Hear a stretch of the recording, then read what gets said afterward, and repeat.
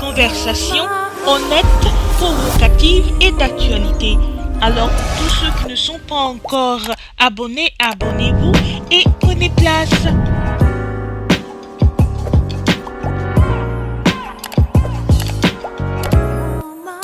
Alors tout d'abord, j'aimerais quand même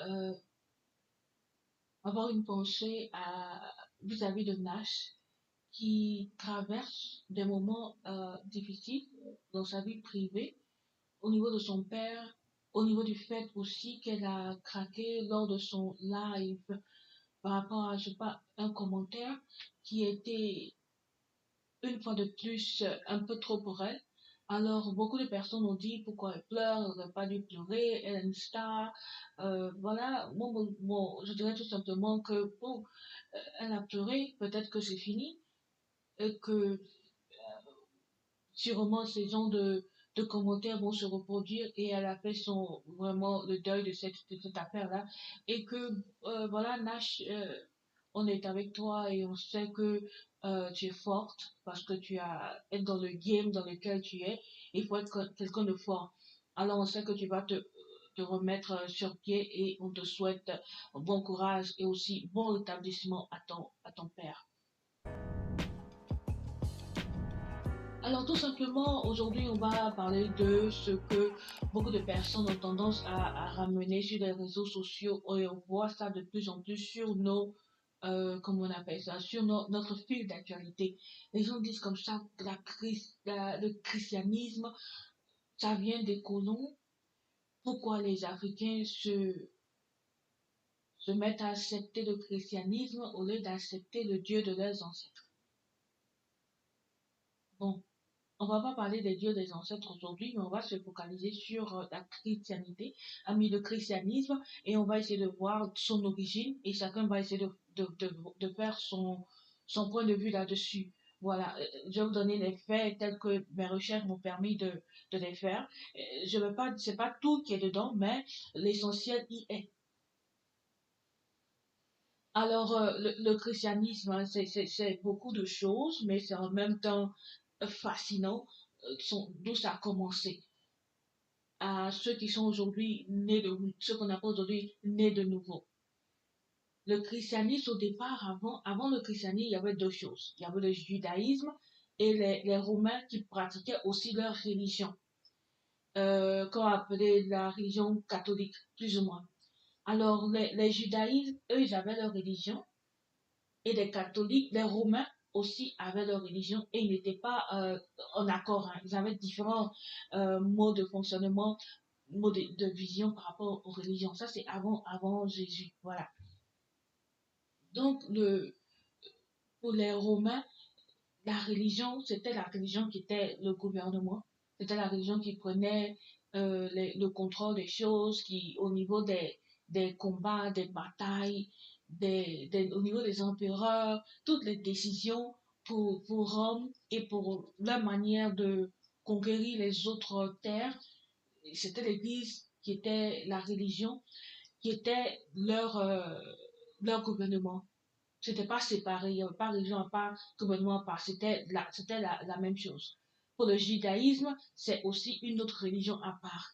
Mais on va aller plus loin, les années, les siècles qui vont venir, Jésus-Christ va faire son apparition.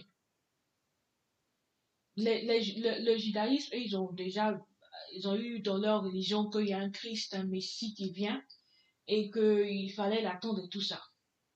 Donc, quand Jésus-Christ est venu, eux, ils n'ont pas reconnu comme le Messie, en fait. Donc, Jésus-Christ, le mouvement de Jésus, quand il est apparu, lui, il a commencé plutôt, il ne s'est pas mis dans cette logique de, de Romain catholique, d'une manière de fonctionner. Il a plutôt séparé le gouvernement et puis la religion. Il ne s'est dit que lui, il n'est pas dans, il n'avait pas vraiment de force politique, bien qu'il avait une influence sur, ceux qui le suivaient en fait. Parce que ceux qui l'ont suivi ne voulaient plus suivre les autres religions qui étaient là, ou les autres dieux qui étaient là. Donc plus ou moins il avait une force. Mais non, Jésus, lui, sa technique, c'était tout simplement, il a choisi des apôtres. Apôtre en grec, ça signifie messager. Donc il a choisi ses messagers, ses apôtres. Il a enseigné les choses, les mystères spirituels. Et après sa mort, sa résurrection à la croix, après sa mort, sa crucifixion à la croix, sa mort, il est parti au ciel au troisième jour, comme on le sait. Ces apôtres ont continué l'œuvre. Alors quand ces apôtres ont continué l'œuvre, ils sont promenés dans différentes régions. C'est pourquoi on voit dans la Bible apparaître les noms tels que les Colossiens, Thessaloniciens, les Antioches. C'était des régions où les disciples, les apôtres de Jésus ont annoncé l'évangile. Alors c'est à Antioche que le nom chrétien est sorti la première fois selon les recherches. Et c'est de là que les chrétiens en fait, chrétien, ça veut dire tout simplement ceux qui suivent Christ ou ceux qui font comme Christ. Alors, quand ce mouvement-là a pris vraiment de l'ampleur, les Romains catholiques ont eu peur et c'était vraiment une persécution sur les chrétiens. Certains étaient, bon, la tête était enlevée, on coupait la tête, d'autres étaient crucifiés. Il y avait toutes sortes d'exécutions. Jusqu'à un moment où il y a un empereur qui s'est dit non, au lieu de les combattre, puisqu'ils sont forts et nombreux, au lieu de les combattre, je vais plutôt les utiliser et avoir leur aval pour gagner des guerres. Donc lui, il a fait sortir un décret, et dans ce décret-là, il a dit de ne plus toucher comment on appelle ça, aux chrétiens, et qu'ils ont libre cours maintenant de se rassembler pour adorer leur Dieu. Parce que quand les chrétiens faisaient leur mouvement, ils se rassemblaient selon les recherches encore une fois par semaine dans les différents quartiers, régions, je dirais, telles que je disais auparavant, les régions telles que les Colossiens ou Thessaloniciens. Bon, c'était les habitants de l'endroit où les apôtres prêchaient l'évangile et gagnaient des âmes à Jésus. Alors cet empereur-là a décidé de travailler avec les chrétiens plutôt que de les persécuter. Alors il a donné, comme je le disais, l'ordre, il a fait une loi où maintenant on ne devait plus toucher aux chrétiens. On devait les laisser maintenant se rassembler une fois, se rassembler comme ils le voulaient en fait, pour prier leur Dieu. Les chrétiens tout contents ont soutenu cet empereur-là. L'empereur Constantine. Et c'est devenu une loi qui a permis aux chrétiens justement de se rassembler. Et ce n'était plus autorisé à les persécuter quand on les voyait ou quand ils se rassemblaient. Parce que c'était vraiment quelque chose, les Romains n'étaient pas d'accord avec les chrétiens en fait. Alors cet empereur-là, lui, contrairement à ce qu'on aurait pu croire, lui, il est de Rome. C'est un Romain. Mais il s'est rendu compte qu'on ne peut pas combattre ces chrétiens-là parce qu'ils sont nombreux, parce qu'ils sont forts, et le mouvement ne fait que prendre de l'ampleur. C'est mieux que je les ai de mon côté pour que je gagne des guerres et tout ça. Donc même les boucliers, vous savez qu'avant, les gens de l'armée utilisaient des boucliers pour se défendre. Même sur les boucliers, ils ont fait des croix, des symboles de croix, pour dire qu'eux, ils sont d'accord maintenant avec les chrétiens, et ils vont prendre ça comme pour montrer aux chrétiens qu'ils sont avec eux. Donc les chrétiens ont été d'accord avec cet empereur-là, qui, de toutes les façons, s'il y a quelqu'un qui nous permet de nous rassembler pour adorer notre Dieu sans qu'on ne soit persécuté, et que cela devienne une loi, on est content, n'est-ce pas? Alors voilà, c'est un peu ça, c'est comme ça que ça commence. Jusqu'à un moment donné, voilà, ce roi-là fait introduire le christianisme dans le secteur des Romains. Alors, ce qui s'est passé là, c'est que il y a les écritures qui sont là, la Bible est là. Seulement, les Romains ont accepté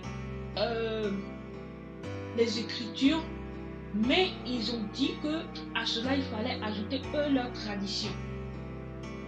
Voici pourquoi vous trouvez les catholiques, vraiment ceux qui sont initiés vraiment dedans, on remarque qu'il y a beaucoup de traditions qui rentrent en ligne de compte quand il s'agit de la manière d'enseigner et des croyances et tout ça. Il y a beaucoup de traditions des Romains dans leurs croyances en fait. Donc c'était pas trop ça pour un groupe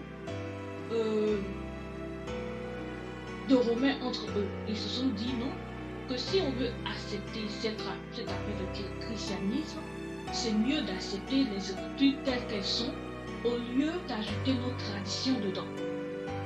Alors c'était un grand débat et à partir de cela, les gens ne se sont pas entendus.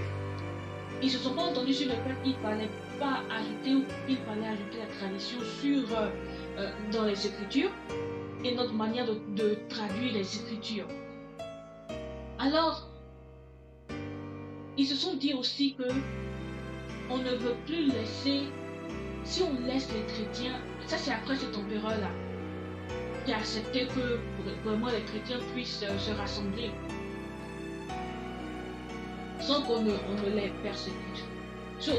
Donc quand le christianisme a commencé à prendre de l'ampleur en fait, on a vu l'apparition de cette empreinte du christianisme entrer dans la culture des Romains, où ils ont accepté le christianisme plus ou moins. Parce que eux, ils ont ajouté, comme je l'avais dit, leur tradition à la religion. Et ils ont commencé à dire qu'on va avoir des choses, des personnalités telles que les bishops. Et au-dessus des bishops, on va avoir un qui va coiffer tout le monde. C'est-à-dire dans toutes les régions, tous les bishops qui seront là, tous les prêtres qui seront là, il y a un qui va coiffer tout. Et lui, il sera le représentant de Christ. Cette logique-là n'a pas plu à d'autres. Et cette logique-là sous-entend que après Christ, il y a cette personnalité-là. Et c'est au travers de cette personnalité que les autres vont avoir accès à Jésus. Donc il y a un groupe de personnes qui se sont dit non, nous on n'est pas d'accord avec ça. Et ce groupe de personnes-là, ça va commencer en Angleterre. Quand ce groupe de personnes va être repoussé à partir de Rome jusqu'à ils vont se retrouver du côté de l'Angleterre. Et il y a un homme qui a dit comme ça que lui n'est pas d'accord. Il s'appelait Martin Luther. Il n'a rien à voir avec le Martin Luther King des Américains. Lui, il est plutôt en train de dire que ne sont pas d'accord avec cette manière des catholiques de faire de cette affaire de Christ-là, où on va prendre une personne qui va coiffer tout le monde, et parce que ça devient comme si c'est un gouvernement et tout doit passer par eux pour diriger les autres. Et à cette époque-là aussi, la Bible, on sait qu'elle était soit en latin, soit en hébreu. Hein. Donc, la seule langue dans laquelle la Bible a été traduite, c'est en latin, en fait. Quand c'est parti de des premières écritures, c'est-à-dire plus ou moins en hébreu, après, c'était traduit en latin. Et ceux qui parlaient le latin, c'était des gens éduqués à cette époque. Et ces personnes-là, c'était les prêtres. C'était les gradés dans la région des Romains, de Rome. Donc, c'est dans eux, leur langue, en latin, que la Bible a été traduite à partir de l'hébreu. Donc, ça veut dire que eux, ils avaient encore plus de force pour pouvoir dire aux autres ce que on disait dans la Bible. Donc, c'était soumis à eux leur tradition, leur interprétation de la Bible. En fonction de ce que eux disent, les autres devaient prendre, puisque les autres ne comprenaient pas le latin.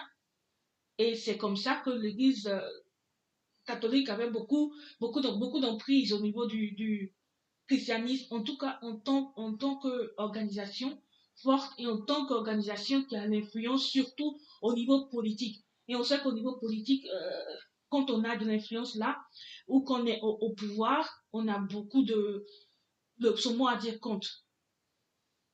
Donc c'est comme ça que les catholiques avaient beaucoup comment on appelle ça, d'influence et de pouvoir quand on parle de chrétienté. Donc cet homme Luther, Martin Luther a dit non, que lui n'est pas d'accord avec ça. Donc il s'est retrouvé avec son groupe, ceux qui le suivaient, qui ont compris, mais qui voulaient le suivre, sont partis vers l'Angleterre, où ils ont commencé le mouvement des protestants.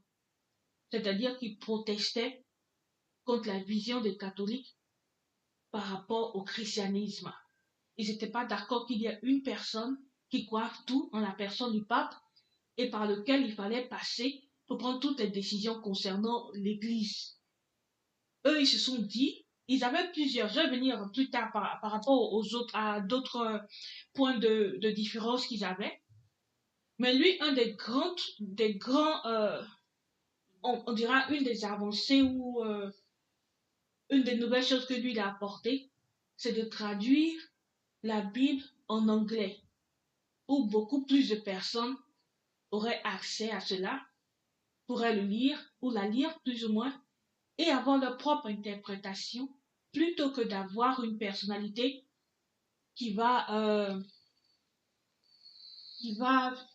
décider pour les autres ce qu'il y a à faire. Alors, ils ont commencé le mouvement des protestants, et c'était le temps où il y avait vraiment, on pouvait printer la Bible, hein. C'était les machines pour printer les écritures étaient devenues beaucoup plus présentes. Donc, il y avait cette capacité-là de produire plus de Bibles. Ils l'ont fait, ils l'ont traduit. Alors, en traduisant la Bible, ça a permis à beaucoup de personnes de pouvoir lire la Bible et de l'interpréter comme ils le voulaient. Si c'est vrai ou c'est pas vrai, on dit seulement que tout le monde a accès à la Bible et que tout le monde peut lire et en faire et on déduit ce qui lui convient. Voilà. Même, il y a un autre secteur dans la Bible, à partir des les versets et les chapitres aussi ont été ajoutés au niveau de la Bible.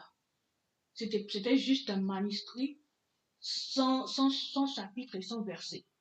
C'est à un moment donné où plusieurs personnes, ça c'est une parenthèse que je voudrais ajouter là rapidement, où des personnes étaient vraiment en train de se dire que quand on veut diriger quelqu'un au niveau de la Bible, c'est vraiment compliqué d'indiquer dans quel passage on parle. C'est vrai qu'il y a le livre de Marc, le livre de Luc et de tout ça, de Jean, mais on n'arrive pas à vraiment situer les gens exactement de l'endroit exact, précis dont on veut parler. C'est pourquoi il y a quelqu'un comme ça, c'était vraiment un débat là de pouvoir vraiment essayer de cataloguer un peu la Bible. Donc les chapitres ont été ajoutés. Quand vous regardez certains chapitres et versets, on a l'impression, c'est parfait. Là où un verset finit, l'autre commence. Un verset 1, c'est bien fini. Verset 2, ça commence. Et verset 3, c'est un autre. Il y a d'autres, c'est précis. Mais quand tu lis dans d'autres livres, on a l'impression que, on dirait que la phrase, là, c'est pas encore fini, et il y a un autre verset qui commence. C'est là pour vous dire que les versions ont été ajoutées. C'est juste pour essayer de vraiment cataloguer le truc et d'essayer la Bible et d'essayer d'avoir plus de précision au niveau des enseignements et tout ça. Et une des choses qu'il faut savoir, c'est pas tous les livres, hein, il y a plusieurs livres dans la Bible, mais c'est pas tous les livres qui ont été ajoutés à la Bible, comme le livre de Thomas, le livre de Judas, n'ont pas été ajoutés. Parce que là, ceux qui faisaient la Bible ont dit que ces livres qui n'ont pas été ajoutés ne correspondaient pas plus ou moins à l'idée, à l'idéalisme des autres, hein. Ça, c'était complètement une des contradictions par rapport à tout ce qui était là. Tous ceux qui ont été rassemblés dans la Bible ont plus ou moins allaient plus ou moins dans le même sens. Mais ceux qui n'ont pas pu être dans la Bible, c'est parce qu'ils avaient plutôt adopté d'autres philosophies, des philosophes qui étaient là et puis voulaient ajouter la Bible, les Écritures qui étaient des autres, de leur ce qui est le témoignage de Jésus et d'essayer de coller ça et d'en faire une vision. Donc c'est un peu compliqué. Donc eux, ils n'ont pas été sélectionnés pour faire partie de la Bible. C'est pourquoi d'autres diront que c'est pas tout qui est dans la Bible. C'est pas tout qui est dans notre Bible, et c'est vrai. Mais on dira que c'est l'essentiel qui est dans la Bible. Alors, c'était juste une parenthèse. On va donc continuer encore avec le fait que les protestants apparaissent. Et les protestants disent que comme ça, nous, on ne veut pas une seule personne. C'est-à-dire, après Jésus, cette personne, et puis nous, on vient. Eux, ils ont dit non, que nous tous, nous avons accès à la Bible, nous avons accès à Jésus. Alors, leur division, les protestants et les catholiques, les divisions aussi se trouvent au niveau du fait que les catholiques ajoutaient beaucoup leur tradition romaine dedans, qu'ils ajoutaient à la Bible et ils voulaient faire croire à tout le monde que c'était biblique en fait, alors que c'était plus leur tradition. Et les catholiques sont beaucoup impliqués, leur départ est beaucoup influencé par la politique, parce que c'était pas divisé, il n'y avait pas la religion à part et la politique à part, c'était la même chose. Donc c'est leur mode de fonctionnement. C'est pourquoi vous voyez aujourd'hui hein, que à Rome, les décisions qui sortent de Rome vraiment influencent le monde entier, par Paris et vraiment les autres pays sont vraiment influencés par l'Église, les décisions qui se passent à Rome avec le pape et tout ça. Et il y a un moment même euh, dans les siècles passés où il fallait vraiment avoir l'aval du pape ou du bishop, hein, son onction ou son accord pour être empereur. C'est pour dire qu'ils avaient vraiment une influence au niveau des leaders sélectionnés dans des empereurs. Aujourd'hui, on dira peut-être des leaders des différentes organisations et tout ça. L'Église catholique a son mot à dire. Si c'est biblique, ce qui est su, c'est comme ça il fonctionne. Juste pour taquiner un peu. Mais c'est comme ça que ça fonctionne. Alors, les protestants n'étant pas d'accord avec tout ça, on dit que eux, ils préfèrent se détacher, hein, préfèrent se détacher. Alors, ils ont leur croyance, les protestants, qui diffèrent du mode de fonctionnement des catholiques. Comme je l'avais dit tantôt, ils ne sont pas d'accord qu'il y ait une personne après Jésus et les autres viennent, et que cette personne qui est après Jésus, qui est le pape, serait le seul qui va prendre des décisions de qui va être bishop, et vraiment leur décision, c'est à partir de que tout va se faire. Donc les protestants on dit qu'eux ne sont pas d'accord avec ça, que ce n'est pas biblique. Et le fait aussi que les catholiques romains utilisaient beaucoup leur tradition, qui voulaient ajouter ça aux Écritures et faire croire que ça faisait partie des Écritures. Les protestants n'étaient pas d'accord avec ça. Et il y a le fait que les catholiques ont 7 sacrements, alors que les protestants ont dit que non, quand on regarde les Écritures, il n'y a que 2. Et ces sacrements-là, c'est la communion et le baptême. Et puis, il y a le plus grand, c'est celui que les catholiques ont dit de Marie, qui creuse vraiment le fossé entre les protestants et les catholiques. Pour les catholiques, ceux qui sont catholiques, vous pouvez ajouter ou envoyer la contradiction hein, si vous n'êtes pas d'accord avec ce que je dis. Mais pour les catholiques, la Marie est la Vierge Marie. Elle n'est pas morte, hein, elle a été enlevée quand le temps est venu et elle est partie au ciel, d'où elle intercède pour nous. Et le fait elle était vierge et qu'elle est partie, n'est pas morte, elle a été enlevée, ça fait d'elle ce qu'ils appellent Immaculée Conception. Et puis aussi le fait qu'elle est avec Dieu et qu'elle intercède pour nous. Et puis un autre point aussi pour les catholiques, ce qui fait de Marie euh, quelqu'un de très importante, et il la considère comme la mère de Jésus et la mère de toute l'Église. Voilà. Et en plus, un autre point, ce serait de dire aussi que les protestants disent aussi que eux ne sont pas d'accord avec le fait que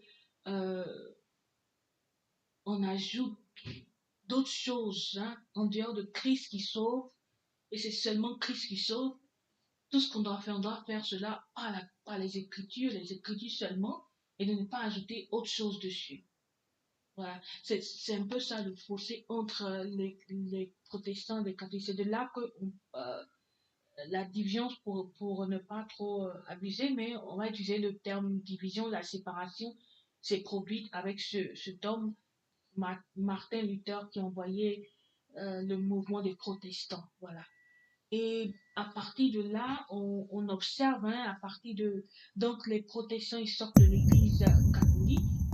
Il y a une autre vague aussi, hein, qui sort, qui sont les évangélistes, qui ou, eux croient simplement à ce que Jésus-Christ est le Fils de Dieu.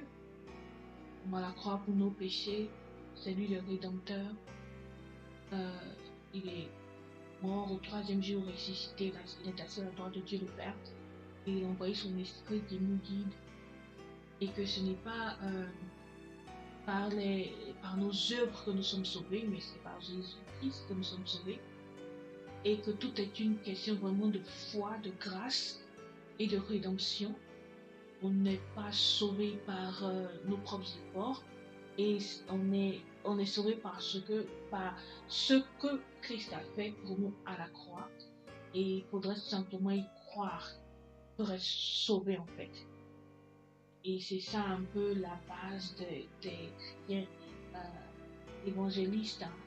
Donc il y a les chrétiens évangélistes, les chrétiens protestants. Au niveau des catholiques, il y a une autre branche, ce sont les catholiques orthodoxes, qui aussi se sont séparés des catholiques romains par rapport au fait qu'eux n'acceptaient pas qu'il y ait une seule personne qui soit le leader, la personne du pape qui va diriger les autres.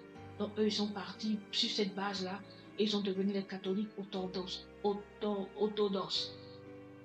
Et les catholiques, les protestants qui sont aussi sortis de l'église romaine catholique, eux, ils ont leur, comme j'avais déjà dit, hein, les différents points qui les séparent de l'église catholique. Alors, tous ces points-là, voici comment l'église catholique, le christianisme est présenté. Ce n'est pas une affaire, il ne faudrait pas qu'on soit focalisé sur l'affaire de Blanc qui est venu nous annoncer l'évangile alors qu'ils étaient pas eux n'étaient pas trop catholiques dans leur façon de fonctionner. Mais quand ils sont venus en tant que catholiques. Et les catholiques, c'est vraiment à cette époque-là et avant eux, c'était vraiment plus ou moins la religion, c'était ça la politique. Il n'y avait pas deux, c'était pas séparé. C'était pas séparé. Donc ils sont venus pour faire le politique. Leur politique, c'était de prendre des gens vraiment comme ils pouvaient, et puis aller les faire travailler. Donc il y avait le côté christianisme qui présentait, puis il y avait aussi le côté politique qui était dedans.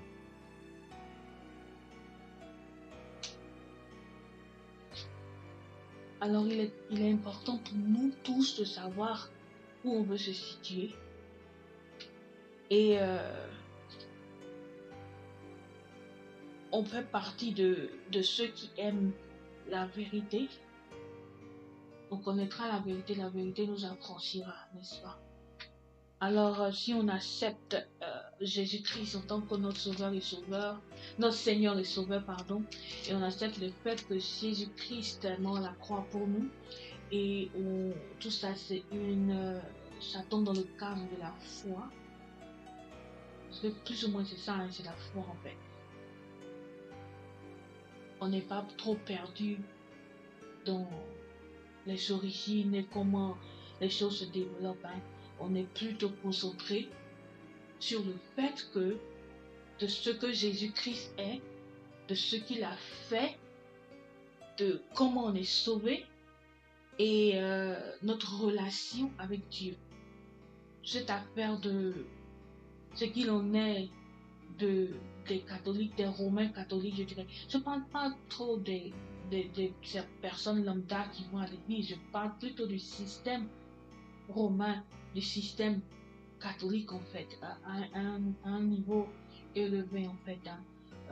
On n'est pas en palabre avec les catholiques, on n'est pas en train de critiquer, mais ce sont les faits qui sont là. Comme je l'ai dit, hein, s'il y a des choses à ajouter, informez-nous, hein, formez-nous, on veut savoir aussi. les recherches que vous avez faites et ce que vous avez pu trouver, ce que c'est que voilà, le christianisme, d'où ça vient jusqu'à maintenant. Alors, on est beaucoup plus sur notre Jésus et notre salut, ce qu'il a fait pour nous, pour ce qu'il est, et notre relation avec lui et les expériences qu'on a personnellement avec Jésus. C'est ce qui fonde notre croyance et non pas euh, tous ces scénarios qui sont tous. C'est bon de connaître l'origine, de savoir comment l'Église a commencé, où le mot chrétien est sorti, le fait que les chrétiens ont été persécutés, le fait qu'il finalement il y a un empereur qui les a acceptés et l'empereur a passé une loi pour ne plus que les chrétiens soient martyrisés ou persécutés. Il leur a permis d'adorer leur Dieu et à partir de là, il a fait entrer le christianisme dans le collectif ou dans la vie dans la religion à Rome, je dirais. Et en même temps, quand les Romains ont accepté ce christianisme, parce que c'était un mouvement qui était fort, ils ont aussi ajouté leur tradition. Et le fait qu'ils aient ajouté leur tradition, il y a un groupe de chrétiens qui n'étaient pas d'accord avec cela, par la personne de Martin Luther, qui est différent de Martin Luther King. De Martin Luther a commencé à faire le mouvement protestant à Londres, en Angleterre, où il dit qu'il n'était pas d'accord avec le fonctionnement du christianisme tel qu'il a été fait au niveau de Rome, où il y a le pape, où il y a le pape qui déciderait de tout, euh, les décisions par rapport au fonctionnement de l'Église, et le fait qu'il n'était pas d'accord avec Marie tel que vu dans le système catholique. Euh, ils disent aussi qu'ils n'ont pas d'autres sacrements, les sept sacrements comme l'Église catholique le dit, mais ils ont plutôt deux sacrements, c'est-à-dire le baptême et la communion. Et aussi le fait que après eux, il y a un autre mouvement qui s'est séparé, qui est devenu les évangélistes, où c'est vraiment plus la grâce. On parle plus de la parole de Dieu, on peut la lire, on peut lire les Écritures, le logos de ça, c'est-à-dire avec le raisonnement, la logique, mais aussi avec le rhéma, où c'est plutôt la révélation qu'on a, que Dieu nous donne par rapport aux Écritures, qui fait notre mode de fonctionnement en tant que chrétien. C'est mieux de rester concentré sur l'essentiel, hein, parce que l'évangile, c'est aussi des êtres humains qui véhiculent l'évangile. Donc, il y aura forcément des divergences, mais c'est mieux de rester sur l'évangile, sur l'essentiel et de tenir ferme dans sa foi, malgré tout ce qu'on peut apercevoir ou entendre ici et là, hein, par rapport au christianisme, ce que c'est, ce que ce n'est pas. Alors, restons fermes dans notre foi et que Dieu nous aide dans notre marche afin que nous soyons un véhicule pour lui, pour que d'autres personnes aussi soient sauvées et qu'ils aient cette relation formidable avec Christ. Alors, merci d'avoir suivi encore, hein, cette émission surmontée. Alors, on va surmonter ici tout ce qui se dit au travers par rapport au christianisme et rester ferme dans notre foi. Que Dieu vous bénisse. À la prochaine.